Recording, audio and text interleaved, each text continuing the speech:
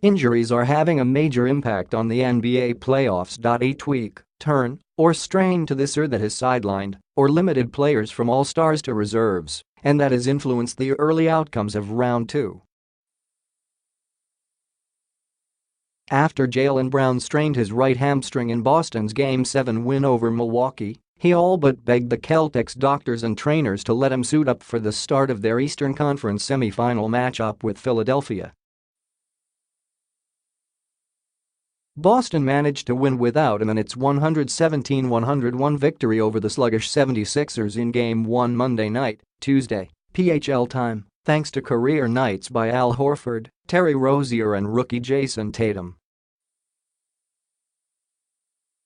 But despite 2 days of rest and treatment, coach Brad Stevens said Brown is very doubtful for Game 2 on Thursday night, Friday, PHL time. The bottom line is with this hamstring injury is it's not terrible. Not a long-term thing. It shouldn't linger if he comes back at the right time, Stevens said. If Brown can't go for Game 2, it will again put stress on a Celtics rotation that just recently got back Marcus Smart from a right thumb surgery. Fred VanVleet appeared to tweak his right shoulder in the second half of the Raptors' 113-112 overtime loss to Cleveland in Game 1 of their series Tuesday night, Wednesday, PHL time. He missed most of Toronto's first-round series against Washington with shoulder problems, but the Raptors still turned to him with the game on the line against the Cavaliers. VanVleet missed what would have been a go-ahead three-pointer in the waning moments of regulation and another in the extra frame. "I wish I wasn't hurt," he said, "but I'm not looking for any excuses." Elsewhere in the league, the return of some players and absence of others has been just as noticeable. Stephen Curry, who sat out all of Golden State's first-round series win over San Antonio with a sprained ligament in his left knee, gave the Warriors a major lift in his return for Game 2 of the Golden State semifinal matchup with the Pelicans on Tuesday night, Wednesday, PHL time. Ricky Rubio missed the Jazz's series opening loss against Houston on Sunday, Monday, PHL time, with a left hamstring injury and is out indefinitely. The Rockets' Luke Mbah returned in Game 1 from the dislocated right shoulder he sustained last month. Houston originally thought he'd be out a full month, but he came back ahead of schedule and didn't show any lingering effects from the injury in 21 minutes of action. A closer look at Thursday's games, Friday, PHL time. Cavaliers at Raptors. Cavaliers lead 1-0. Game 2, 6 p.m. EDT, 6 a.m., PHL time. Need to know, the Raptors have lost 7 straight playoff games against the Cavaliers, dating to the 2016 Eastern Conference Finals, and blew a chance to take a lead in the series by coughing up a 10-point lead in the fourth quarter of Game 1. The Raptors missed 4 potential game-winning shots at the end of regulation and a wide-open 3 by VanVleet late in overtime.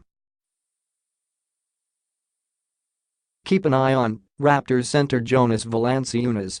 He had 21 points and 21 rebounds in Game 1 and shot 7 for 19, but missed 5 of 6 attempts in the fourth. On Wednesday, Thursday, PHL time, Cavs coach Tyronn Lue said he can live with Valanciunas getting looks in the post if it means fewer touches for Kyle Lowry and DeMar DeRozan and fewer three-point attempts by the Raptors. Injury update: while VanVleet acknowledged he's still dealing with discomfort in his shoulder, he plans to play through it for now. Pressure is on the Raptors. The top-seeded team in the East has already surrendered home court advantage to its playoff nemesis and is 0-5 all-time on the road against Cleveland in the postseason. If Toronto can't even this series before it shifts to Ohio, it might not be coming back across the border for Game 5.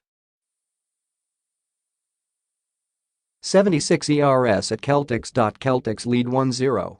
Game 2, 8:30 p.m. EDT, 8:30 a.m. PHL time. Need to know: the Celtics negated the athleticism of the 76ers in Game 1 by knocking down 17 three-pointers. Before the big scoring nights by Rozier, 29 points, Tatum, 28 points, and Horford, 26 points, the Celtics hadn't had three players score 25 or more points in a playoff game since 2009. Keep an eye on 76ers see Joel Embiid. He had 31 points and 12 rebounds in Game 1, becoming the first Philadelphia player to register 30 points and 10 rebounds in a playoff game since Allen Iverson in 2001. But he said the focus will be on defense in Game 2. "We didn't stick to the game plan," he said. "There's a lot of stuff we can definitely correct. Injury update: Smart said Thursday, PHL time, that his thumb remained a little sore after Game 1, but added, "I'm good to go for Game 2. Pressure is on the 76ers. They entered the series on 6 days of rest, but were doomed by a slow start in Game 1. This young group mostly cruised over the final 3 games last series against Miami. Being down 0-2 with its home court to defend is a lot to ask against a Celtics team playing with a lot of confidence.